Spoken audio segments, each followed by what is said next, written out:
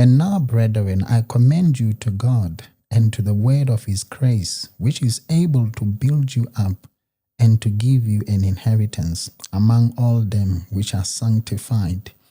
This is quite interesting. And he's saying, I commend you to God and to the word of his grace.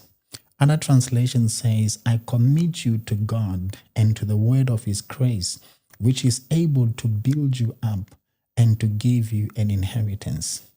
Meaning that without the word of God, you cannot be built up.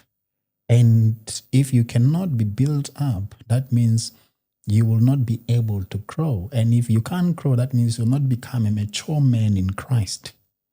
So as a Christian, you should seek after the word of God. You should long after the word of God, because the word of God actually gave birth to you.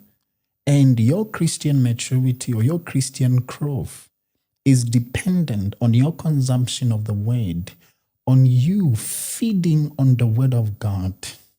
The Bible says, and being born again, not of corruptible seed, but of incorruptible seed, by the word of God. You see, the word of God gave birth to you. The word of God is your father.